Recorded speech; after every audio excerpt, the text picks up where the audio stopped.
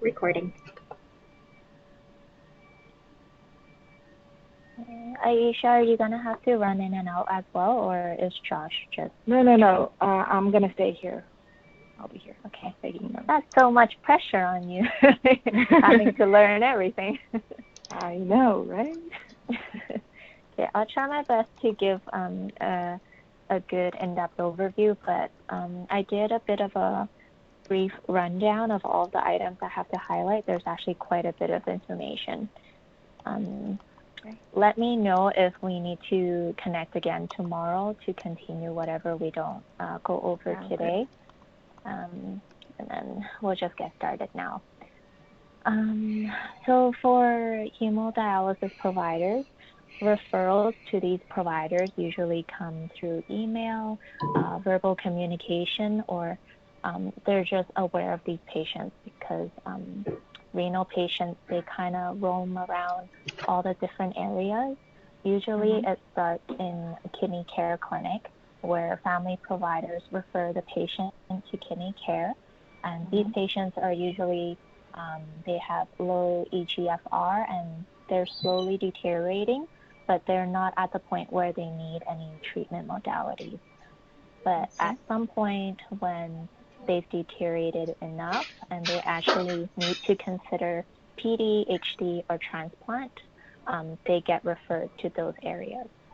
So most of the new HD patients, they do come from kidney care.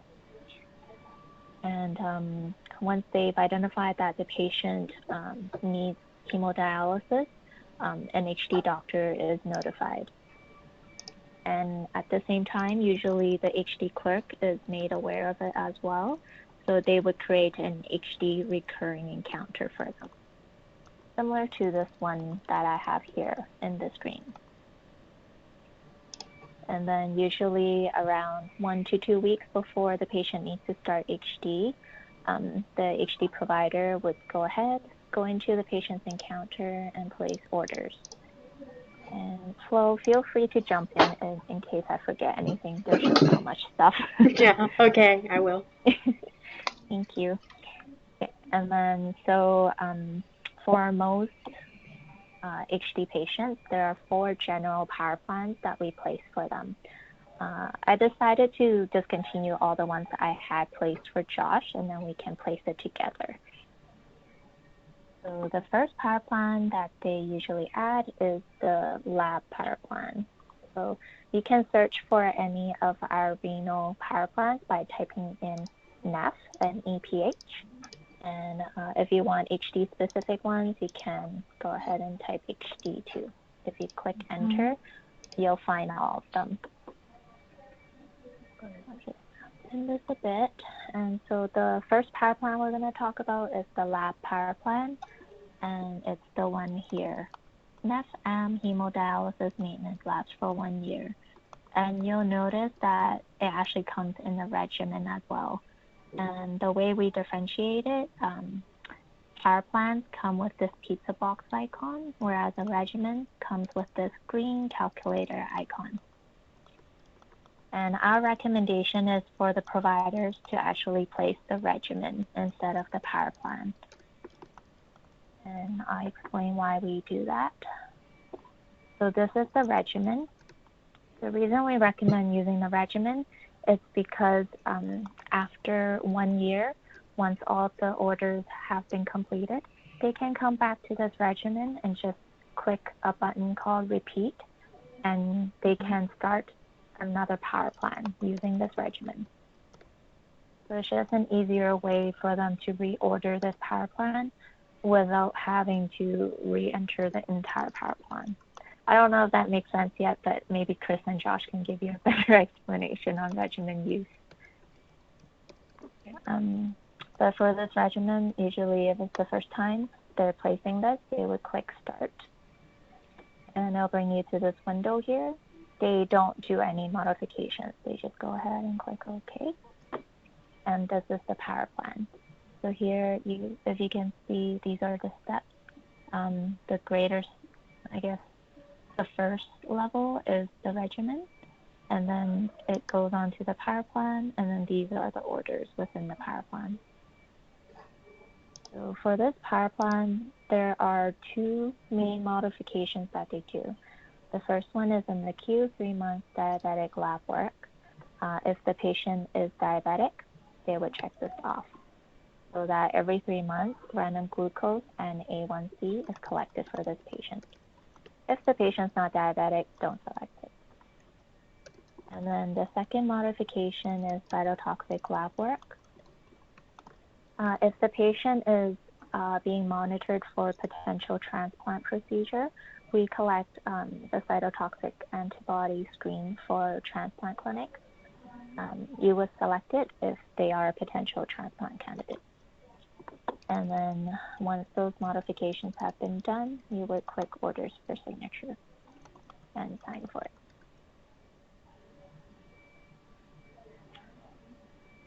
Any questions so far? No, I'm good. Just trying to keep. And I missed the detail here. So it's just bringing me back to the cytotoxic antibody screen. It's asking me if blood products were transfused in the last 90 days. I don't know. So I'll click that and then click sign. And we get a lot of these because we're ordering multiple orders, but with different frequencies or order details. So it always pops up to ask us, are you sure you want to click at ordering? And we always just say order anyway. And then processing, please refresh. So I've placed the first power plan. And from here, the nurses would just refer to the name of the phases within the power plan. For example, if today is Q6 lab work week, they would just click on that phase and they'll activate the orders and collect the lab work. And that's essentially how this power plan works. That's the first HD power plan that we placed. And now we move on to the second one. Let's do NEF and let's do the vaccination one.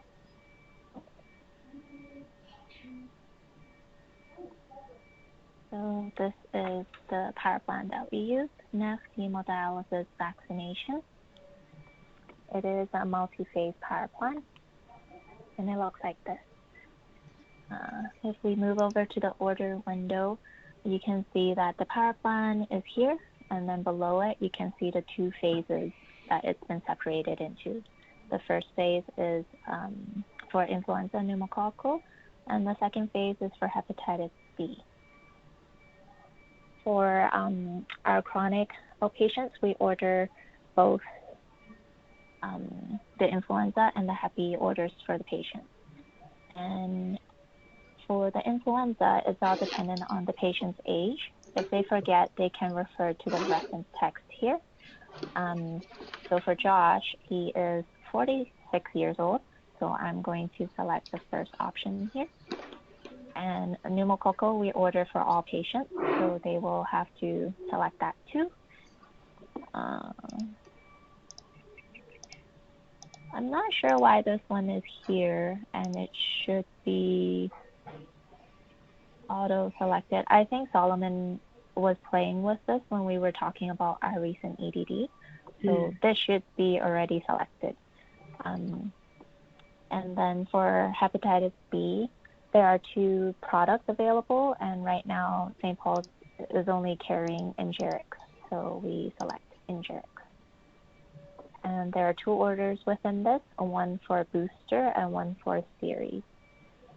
The provider doesn't know if the patient needs a booster or series, so we order both, and we place this power plan in a planned state, and we depend on the nurses to figure out which vaccine the patient needs, and at the time they would initiate that order. So once I've selected the orders that I need within this power plan, I'm going to order for signature and sign for it.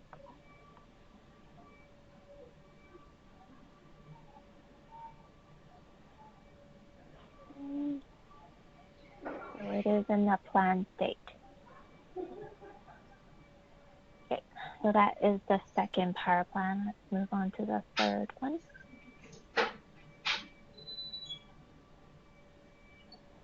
This is the NEF hemodialysis adjunct medication. And this power plan contains the patient's ESA orders, their iron orders, and also their CBC cap solution orders. There are different ESA medications that the patient can be on. So usually the provider will refer to what the patient is already on, or if the patient's never been on this medication, they will decide if it's even needed. I'm gonna go ahead and just order an EPO for Josh.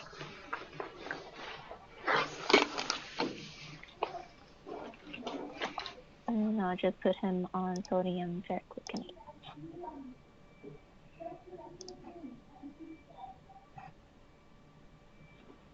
And there are different order sentences you can change as well.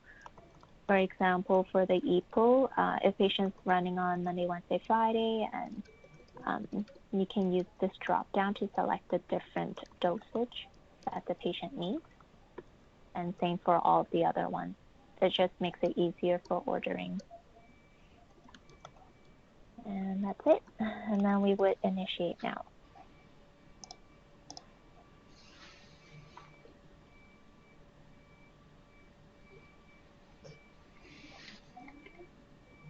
And once we've initiated, the orders that I selected are now in order status. It will be available in the MAR for the nurse to administer.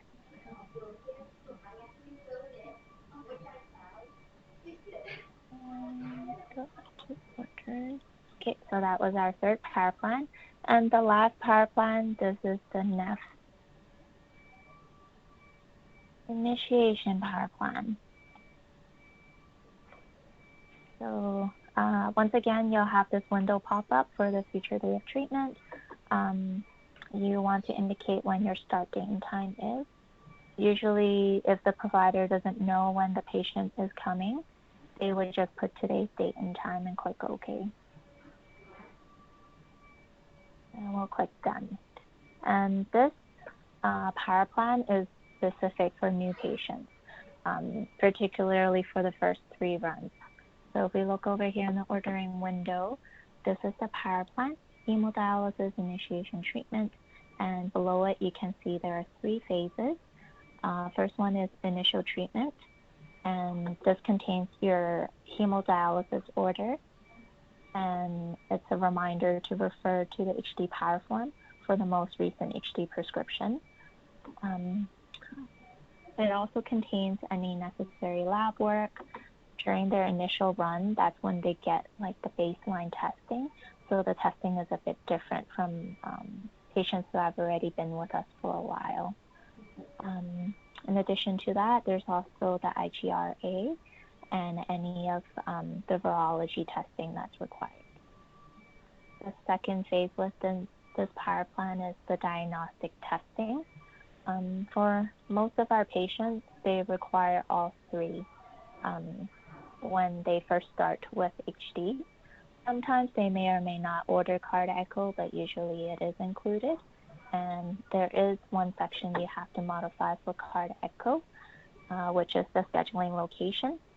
Most patients actually go to St. Paul's for this testing, so we do advise the providers to select SPH echo. And for this other history, I don't know if you're HD patient.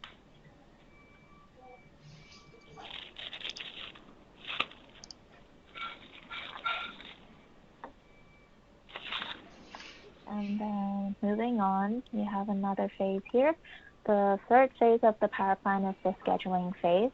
Here we would right click to modify, and essentially this order will float to HD clerk's request queue to let them know how frequent to schedule this patient.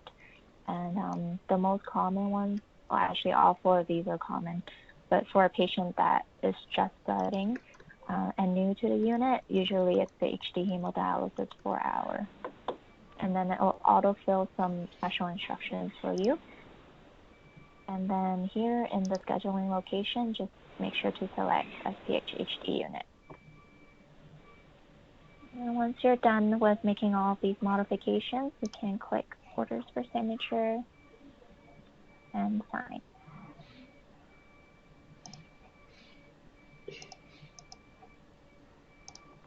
And then, as you can see, for the initial treatment, this phase is in the plan phase. That is because if you take a look at the orders, they are currently in stat status.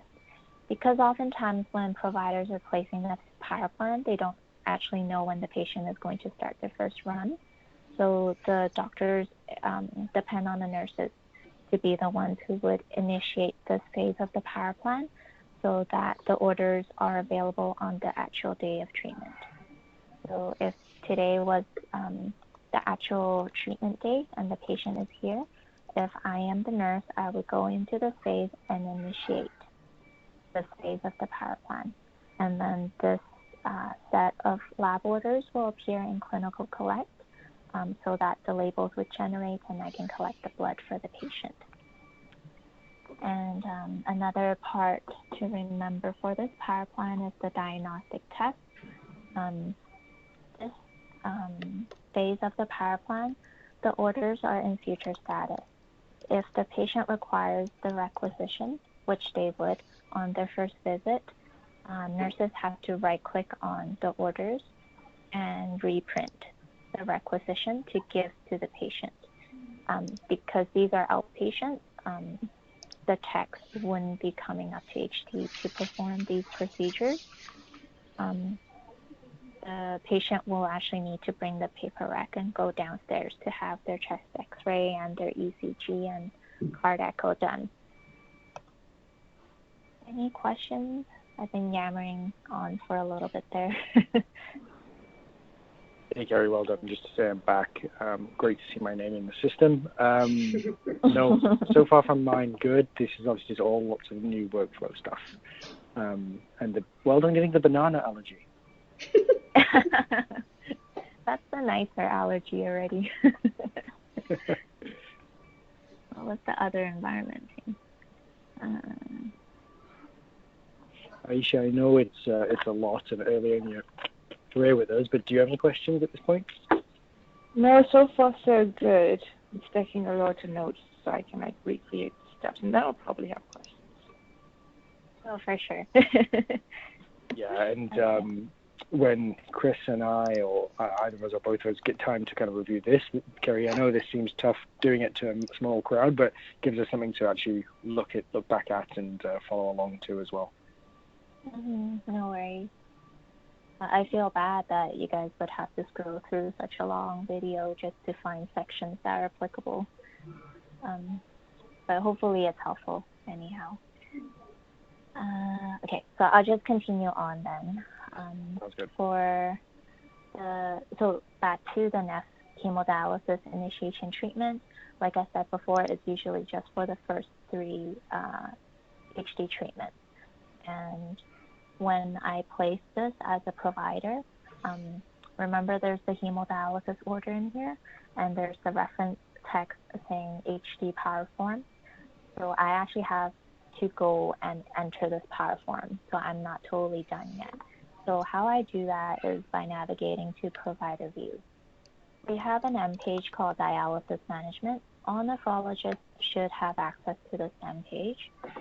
Under dialysis prescriptions component, there's a drop down here.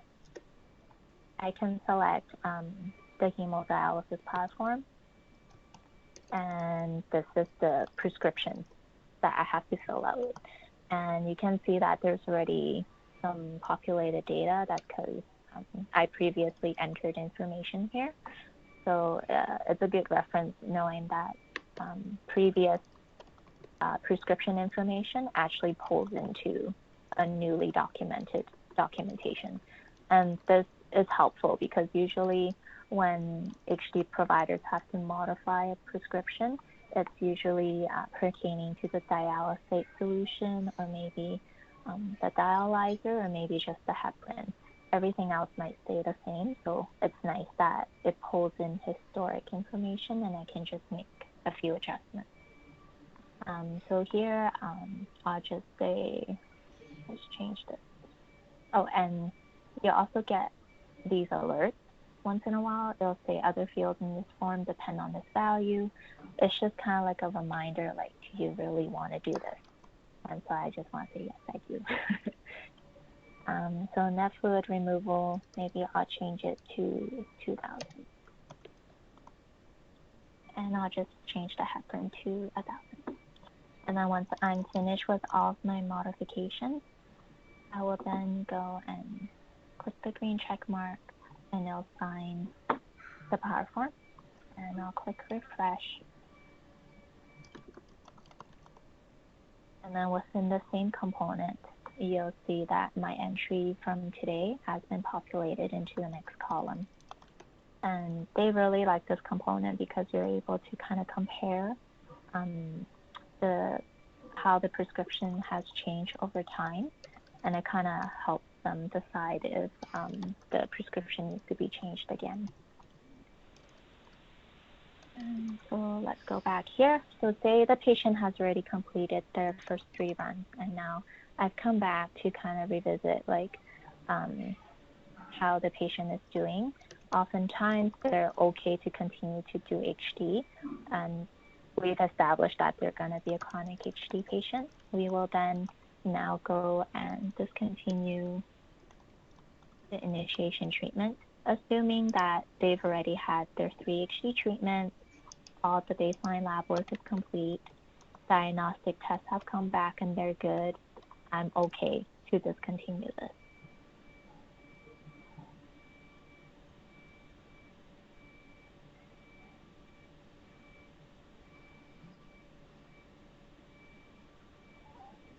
Not signed for it.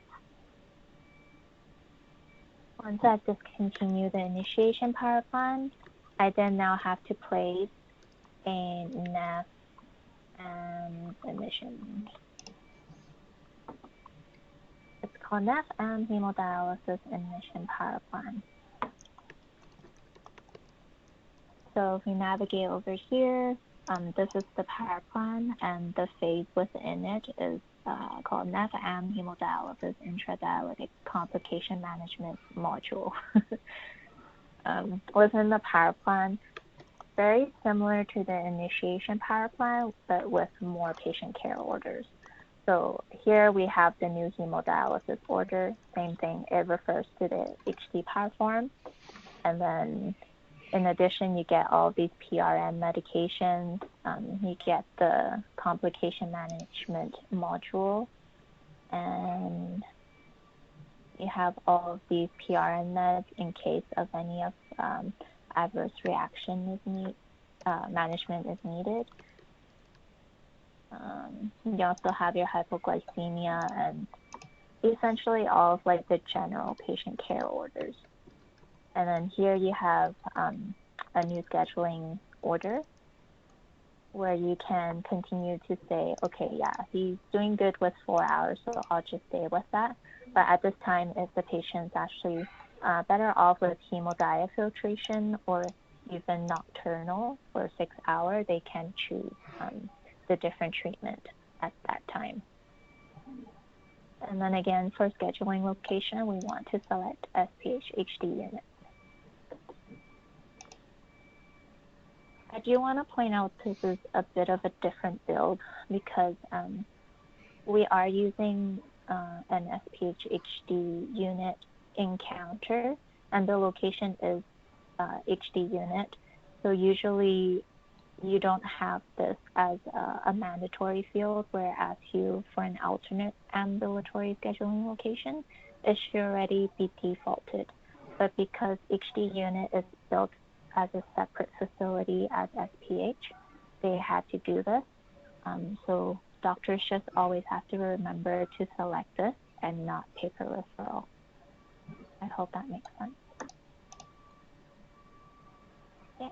Once I'm finished with that, I believe that is the only modification you need to make for this power plan. It's within the scheduling order. So once I'm done, I click initiate now.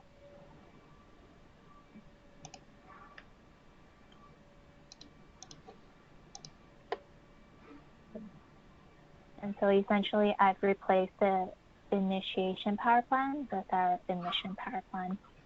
And at this time, if I need to revise the patient's HD prescription, I would then repeat the steps of going back to this component and re-entering another power form.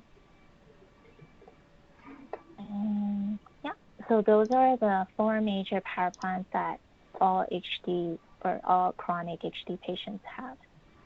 Of course, we have some weird miscellaneous orders as well, and I'll just briefly touch on those ones.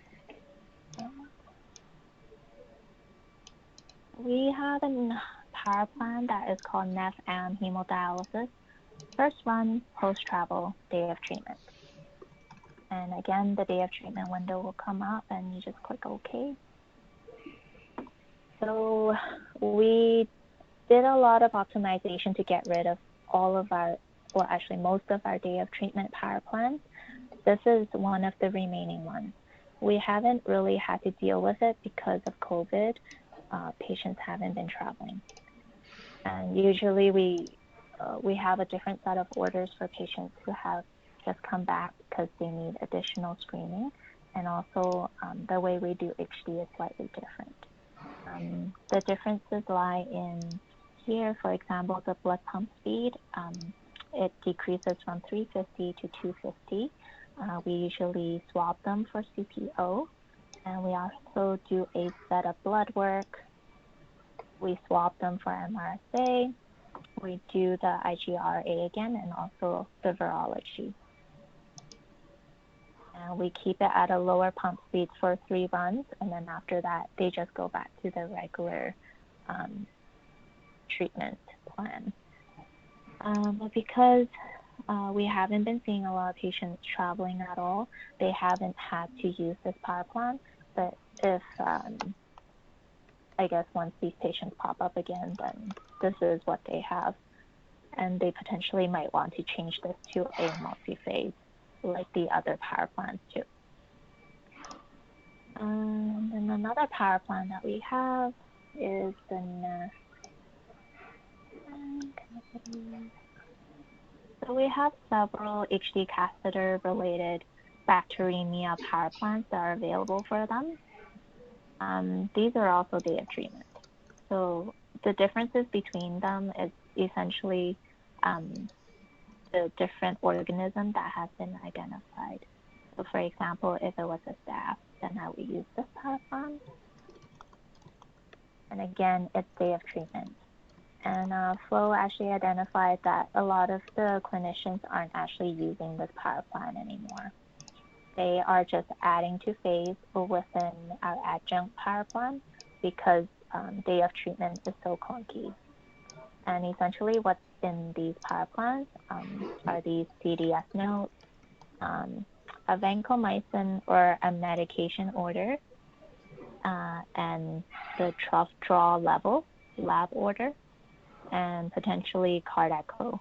But it's rare for us to order a card echo for patients, so usually they would just add to phase a med order and the lab order within the adjunct medication power plan. Have I lost you guys yet? Oh, it's certainly tricky, but following along a little bit, I feel for Aisha. But yeah, no, this is good though. This will be good for us to refer back to. So appreciate the detail. And doing it in a nice calm manner too. Okay, so I'll just briefly walk through what they're doing right now. So instead of using this HD catheter bacteremia power plan, they are going to the adjunct and they're going to add to phase. They go add order, and let's search. What should we search for? Let's do cefazolin. And we will do IV. just picked a random one. And so this way of ordering is also slightly different. So when we add to phase, we can't just use a regular frequency that most inpatient bases use. And it's a bit confusing because these are outpatients, but because we're using inpatient services, for example, pharmacy, because they're the ones that are actually making the antibiotic, we place the order as if the patient is an inpatient.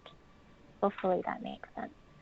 And so when we place this order, not only do we need to make it clear so that pharmacy knows what medication and how many doses are required, we also need to make it clear to the nurses when this medication needs to be administered. So due to this reason, med management actually billed us a frequency, and this is actually a set of frequency for hemodialysis. And so these are the available options that are commonly used for HD.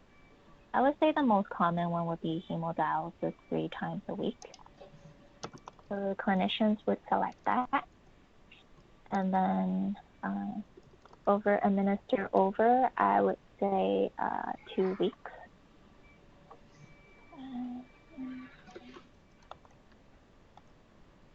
And then duration, I have to say 999. And the duration unit, I select doses or times. And if you guys notice, none of these fields are mandatory, so it is a bit easy for clinicians to not realize what the steps are or what is required from them. And then for the start time, this is very important.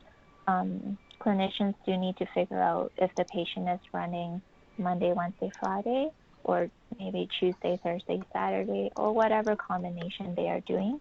And so if Josh is actually running a Monday, Wednesday, Friday schedule, and I want them to receive the dose in their next HD treatment, I would select the 29th.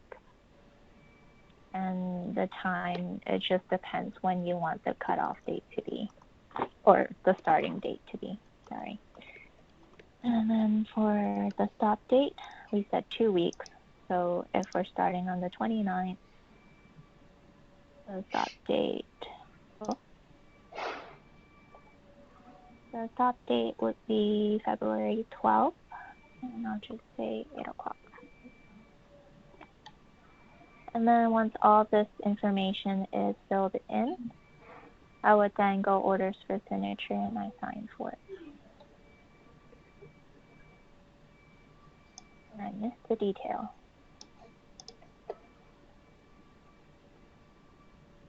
Oh, okay, sorry guys. I have to redo that. I forgot I had entered another PowerPoint. Okay, let's walk that through again. So active phase, we are doing an antibiotic.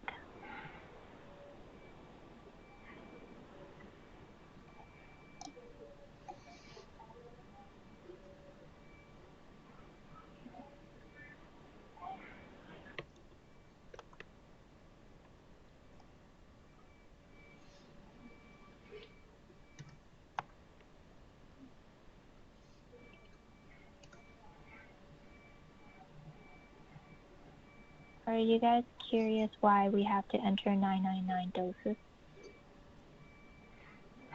I was going to ask that after you finished filling out the instruction. I was like, why is it 999 specifically? It's a bit odd, for sure. I will show you in one moment.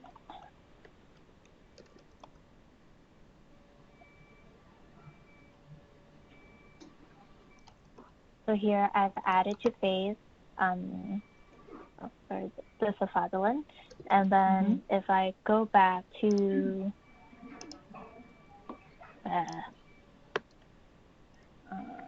bacteremia,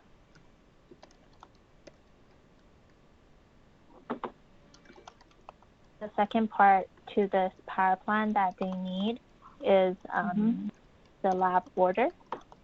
Okay.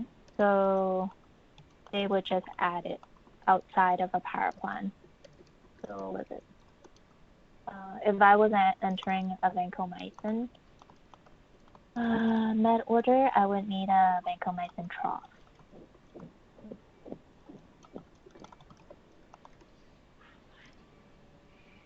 Okay. And then here, I would just say collection time. If I was ordering vancomycin for the patient for tomorrow, then the collection for the trough would also be for tomorrow.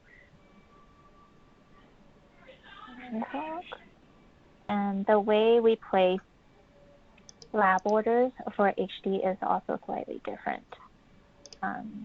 In the collection priority, we have to select AM draw. And the moment you select that, where is it? Collection instructions gives you the following 3 options. And this is how you can select if this is to be done pre-HD, during HD, and post-HD. And usually the draw, it can be done right before HD or it could be done during. So it just depends on the clinician. And then what else do I need to enter? And then for order for future visit, I have to say, Flo, do you remember if it's yes or no? Order for future visit. AM draw. Yes. Yes? Yes.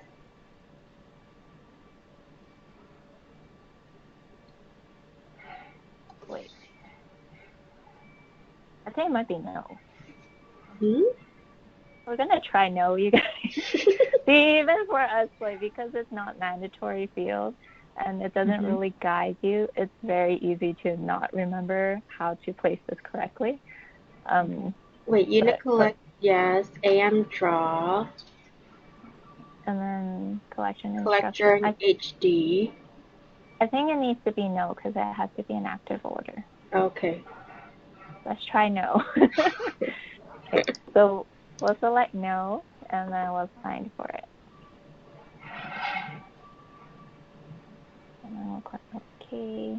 It looks like for... Am I missing something, you guys?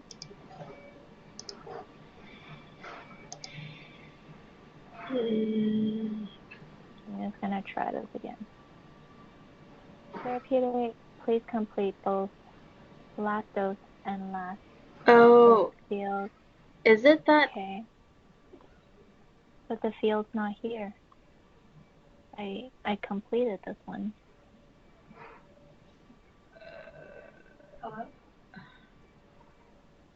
Do you guys see something that I don't see? So wait, but example, so you don't want unit collect, right? I want unit collect. Oh, so for HD, all the blood is collected by the HD nurses on the unit. Gotcha. But I don't. Oh, this one? Time last dose? I guess so. Should that not have a mandatory thing then? It doesn't. So well, wait, quick sign. Is it because your collection is before your date of the last dose? Does that matter? Is after it? Those timings? The last dose is on the 28th, and then I'm ordering it for the 29th. Oh, yeah. Okay. Yeah, that's fine. Oh, yeah, it's probably that time last dose thing. Okay. Yeah. Sign that. Sneaky. Okay. So let's just double check for the lab. Yeah, so it's here. And essentially nurses, that's their workflow. They have to come into the lab ordering view, go to lab section, filter out to only show ordered labs, and then they have to sift through to see which ones are ordered on the actual day. So if today is January 29th, I would look through to look for collection date January 29th, and I'll see it, and that will cue me to go into clinical collect to look for the lab label. And so, yeah, that is kind of like the workflow that they are using. Instead of using the bacteremia power plan, they are adding to phase the medication into this power plan and adding the lab order outside of the power plan. And going back to the 999 doses, if we navigate over to the MAR, when we refresh, we can see this is our sulfasalin, and it's under unscheduled. And so the way it was built this way is because HD patients have a very unpredictable schedule. Ideally, we want them to have a permanent schedule. Like if you're on Monday, Wednesday, Friday, ideally we want you guys to stay on that. However, sometimes maybe due to resourcing or like you're a more stable patient and Tuesday, Thursday, Saturday afternoon scheduling actually works out better for you, the doctor might change your schedule from Monday, Wednesday, Friday to a Tuesday, Thursday, Saturday. And so when the schedule fluctuates like that, you can't really expect the provider to remember for 300 plus patients what schedule medications they're on. So this was identified to CST, so they had to create a way for clinicians to be able to order a 3 times or 2 times or whatever hemodialysis frequency order they need, and to have that flexibility. And so when you place an order with the 999 dose, it populates into the unscheduled section, and you would get a task popping up every single day until the stop date appears. And this depends on the nurse to read the MAR to see that, oh, it's 3 times a week and it should be given after each hemodialysis treatment. So if your schedule suddenly changed to Tuesday, Thursday, Saturday, it doesn't matter because as a nurse, I just look in the MAR summary to see if this week you have received your 3 doses or not. Does that make sense?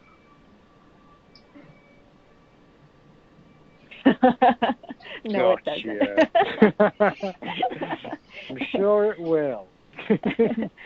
Or, for example, if you are a Monday, Wednesday, Friday patient, you were supposed to show up on Wednesday, Josh, but you didn't. You decided to go play with David, and you missed HD treatment, and you showed up on Thursday instead. By building it this way, this task will still show up on Thursday for me as a nurse to give it to you. Gotcha. Yeah, so it's kind of, it's kind of like up to the nurse to figure out whether or not they got it or if it was given, and if it wasn't given and they see that, then they can still give it within that window. Gotcha. If they didn't, if they didn't build it out this way and they ordered it like any other medication, kind of like this, once the day passes, the task won't be there anymore. The nurse would either have to backtrack and look for that task, or borrow a task from how do you say this? From the future. That's the only way they would be able to check that it's been given. Hopefully that makes sense. That makes more sense now. Okay, perfect. There's just a lot of they need a lot of flexibility in terms of the scheduling and how to do things on HD. That's been one of like the major struggles. Okay, how long is this meeting set up for? Is it an hour or an hour and a half? I did hour and a half. Yeah. Are you guys doing okay? Is your brain a bit fried? I'm in and out, so I don't want to entirely say. I think also from the standpoint, Kerry, of just getting things recorded so we could come to it later. I'll leave that as your decision if you think keep going to get the material down, or if you think we're coming to an end. I'll let you decide. How are you doing, Aisha? It's a lot of information for sure. Yeah. But if you guys want to keep going, I'm okay with that. again, I'm gonna have to go over the steps myself, probably watch this one more time, and then come to you guys with more questions. Well, but yeah. For sure. And Flo is still around as well. So. Mhm. And okay, why don't I just keep rambling on? Yeah, I think cover what you think you need to cover, because then at least it's recorded, it's done. In case for whatever reason Flo's not available, or we can find the resource on our own. So if you've got the energy, I'd say keep going. Yeah, I think that'd be good. Okay, let's do it. I prepped the patient anyway, so okay, let's move on. So maybe I can do like a brief walkthrough of what the HD provider does when they do rounds for the HD patient. So they work on a rotating system. Usually they have one HD provider who is monitoring like the inpatients. They go to any of like the consults from other inpatients or from ED. And then you have another provider who's responsible for rounding all of the inpatients who are running for that week. So they kind of divvy up their work. But in terms of how they do it, I'm not really sure anymore because it has changed a lot due to COVID. But anyhow, for an HD patient that's rounding on an HD patient, usually they can use tracking shell or they use their patient list. If they are doing the consults for inpatients, usually they refer to patient list. But if the patient's on HD, then usually they use tracking shell. And so all nephrologists should have access to tracking shell. SPHHD unit is the tab that we use. And there's a drop down, and just make sure you select SPHHD now running. This means that the patients are actually checked into a slot within HD unit. If you select HD today, it includes any patients who are in the HD waiting room. And that's a lot of patients. So you want to filter it down to the ones that are actually on the machines right now. And this tracking shell is very simple to use. It has different columns. It has your COVID symptoms. If it's been documented, it would show up here. And if you hover over it, it's broken, but if you hover over it, it's supposed to show you when this information was documented. And if there are any new orders that the nurses still need to look at, a little icon would pop up to kind of cue the nurses. And so let's look for Josh Chipperfield. Here he is. He is stationed at B30. So I would go here and I would open the chart. And usually I think they go to provider view. And so I also want to point out, definitely the providers can also use ambulatory organizers. But the downfall with ambulatory organizer is it doesn't show the actual location of the patient. So I also want to add that here it might say that patient is patient 3 or patient 33, and you might think, oh, that must mean bed 33 or bed 3, but it doesn't. These numbers are totally random. They just had to include these numbers when they were building in Chatbook. So if clinicians are wondering about these numbers, they're not helpful to the clinicians at all. And so if they actually want to know where the patient is located, they should use tracking shell. Okay, coming back to here, usually the providers would look at dialysis management. This end page contains all of the main HD components with the information that they need to review. The first one we've gone through already, the dialysis prescription. The second one, this is the team communication. They've been stressing a lot to the nurses and the techs to not put any, information here that requires immediate attention. During close to right after go live, a lot of the nurses were kind of entering here like, please see patient ASAP, patient is bleeding, blah, blah, blah. And they realized nobody's actually monitoring this. And so the nurses should really just call the provider for any emergencies, and anything that can be kind of be delayed for 1 to 2 days but still need attention, they should use message center. And then everything else that's kind of like an FYI and good to know, kind of like the patient prefers 2 blankets or like some reminder notes for the next HD nurse can be left here. But usually the providers like to kind of review this, just as an FYI. And then the next section here, the 1, 2, 3, 4, these 4 components, it essentially just gives like a good snapshot of the patient's vitals before, during, and after HD treatment. And this one just tells you how much fluid has been removed from the patient, and just helps them kind of gauge if the HD prescription needs to be modified. And some of them do like to collapse some of these. For example, Dr. Ki only cares about intra HD, so she can go into here. And for components, they can choose to collapse or deselect any of the ones that they don't want to see.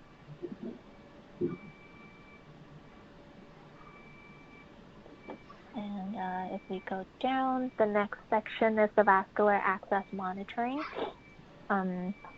For hemodialysis, you need a vascular access so that the nurses can poke needles in to draw blood and also to reinsert blood. And the vascular access is monitored, for AVF it's monitored like every 2 to 3 weeks. For central lines, it's monitored every 4 weeks. And depending on the results, the patient may or may not be referred to vascular surgery or intervention. So this kind of provides a good snapshot and kind of comparison between the values over time. And then aside from that, everything else, the usage is similar to what inpatient providers have and use. And then once they've reviewed that, usually they want to see how the patient's HD run is. So that's when we look at the HD log. So there are 2 ways to view this information. The first way is through results review. In results review, they've built out a flow sheet for us, and that is called the dialysis view. Within the flow sheet, you have different levels, and it kind of just filters out the information for you. You can filter it however way you like.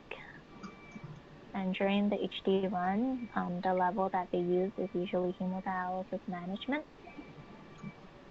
And most of them, their default has all deselected. But I know most of the physicians, really, they only care about is the numbers that is going on during HD treatment. So oftentimes they might deselect the pre-hemodialysis and also the post-hemodialysis.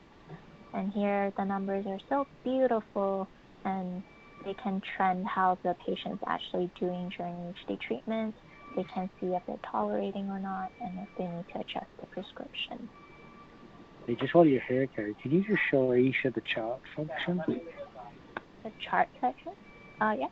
The function. Chart section. Like, you know how it shows a chart of the measures, of the metrics? Like how to chart an IV? No, just, sorry, how you can display results as a chart. Oh, okay. As a graph, sorry. Sorry, I guess British terminology, I think. Okay. And so, let's do that again.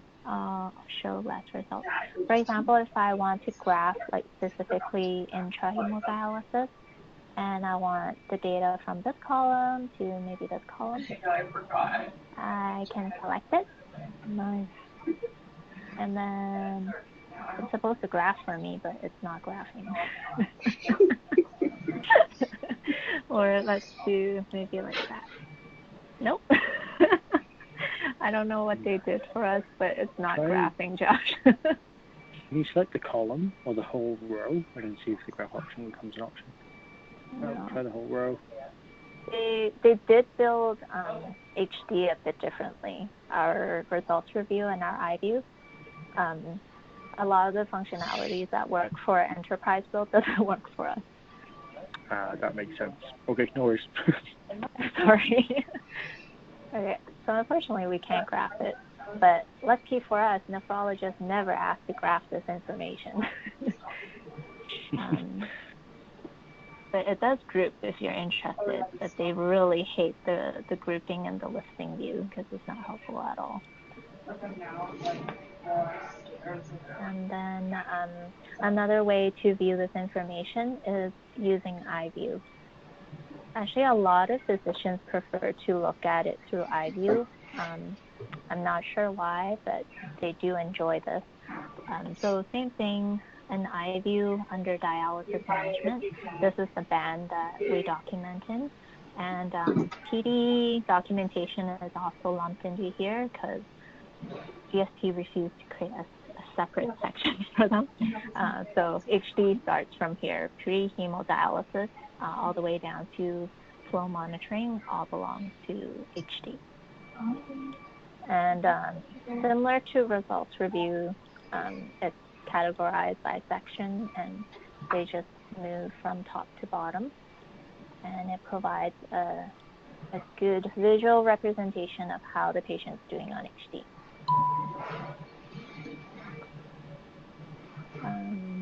That is documentation. And for the nurses, anything that is not captured within iView, which is usually like alpha responses, like a yes or no, anything that's detailed or narrative, they do document in narrative charting. And they just do free text. There's no template that the nurses use, and then it'll just populate in here, and the providers can just click through and they can read what the nurses have to say. And because Vascular Access Clinic frequently visits the patients that are on HD unit to see how their VA access is doing, they would also include their documentation in here, and the clinicians can just review what they have to say. And you'll notice that once in a while you'll have these documents called hemodialysis text. This is just a textual rendition of the HD power form. And if for any reason you need a copy of this, it's available here. There is a filter function that allows the clinicians to kind of filter down their documentation, because you can imagine if the patient is being followed by multiple areas, because these are chronic patients. They're going to commonly have diabetes, hypertension, eye issues, psych issues. So they could be followed by multiple disciplines, and over time there can be a slew of documentation. I think only a handful of clinicians are aware of this filter here, where you can actually filter out specific encounters. So if you are only concerned about documentation for patients that are on HD, they can check off the encounter. And this one is specifically helpful for HD because we only have one encounter. The recurring encounter is used for the patient until they actually stop HD treatment. So for sure, this filter would enable for them to capture all documents that were created in that single encounter. I hope that makes sense. What else is there? If we go to provider view, you guys might be interested in their template. Or no? Is it? It looks like it's very similar just to a regular outpatient clinic note. Yeah, I was gonna say something. Let's see if I can pull it. Outpatient. Oh. So if you go comma, renal, these are all of the templates that were created for renal. The most common one they use, I would say, is the renal HD clinic. So all the patients, they have their HD treatment at HD unit, but at the same time, they also have clinic visits where they have one-on-one time with a nephrologist, sometimes VA nurse, sometimes social worker, and other multidisciplinary clinicians.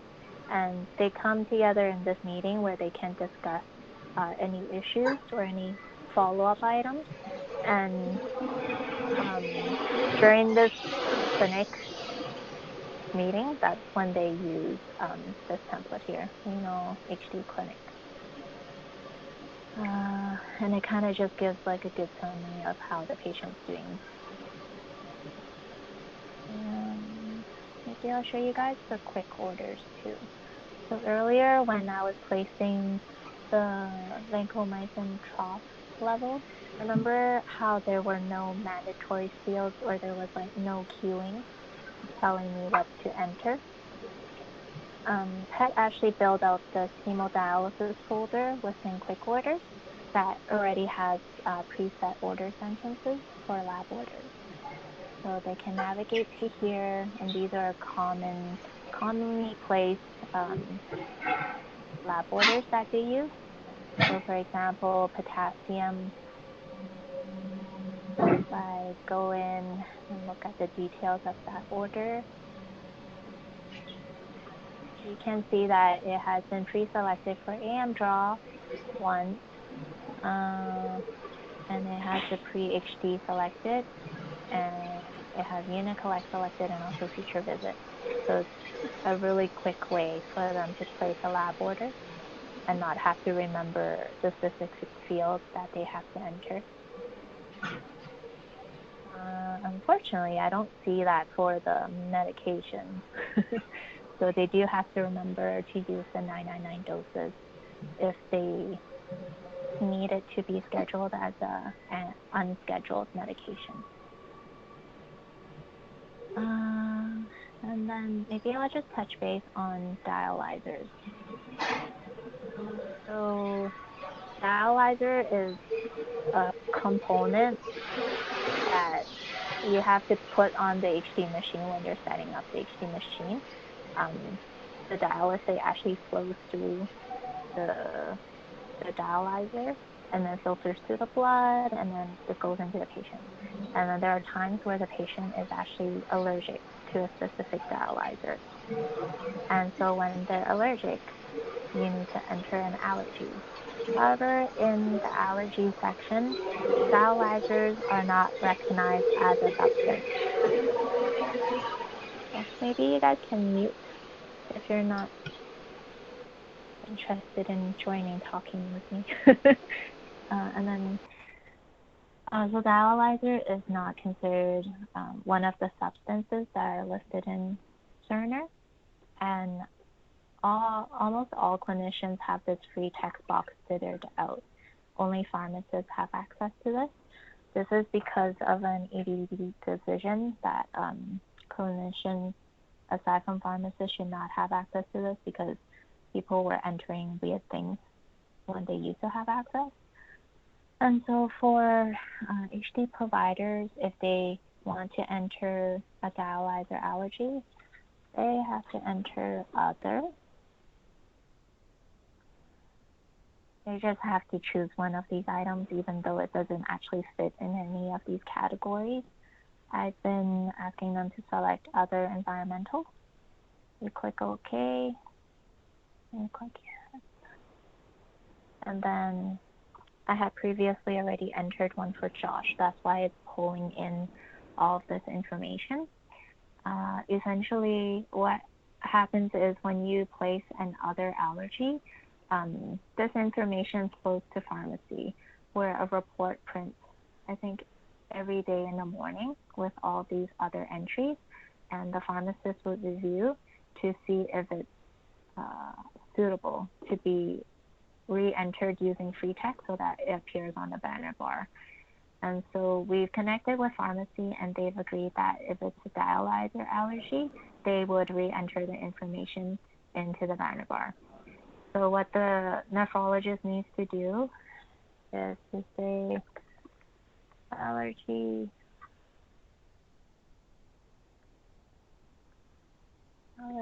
to FX 1000. And then you click OK. Ignore the previous one that I already entered. And then once you've entered all the information, you would click OK and add. And then refresh. And then you would see it up here, and then hopefully eventually pharmacy will get it, and then they would update it manually, and it'll fall into here. Okay. Have I lost all of you guys? No, that's good. Okay. So that was outpatient, and we still have inpatient. I would suggest that should be a separate recording or session. I think it's going to just be a bit too much, I think, right now. Yeah. I think all of our brains are starting to become mush. Yeah. Okay, how are you feeling, Flo? Oops, sorry. Hello? Hey, yeah, I'm good. But, yeah, I think we'll do an inpatient session another time. Yeah, I think it's a good idea. Yeah. Okay, let's just end it here, you guys. Yeah. That's awesome, though, Carrie. Thank you very much. Thank you, Carrie. Yeah. You're welcome. Good stuff.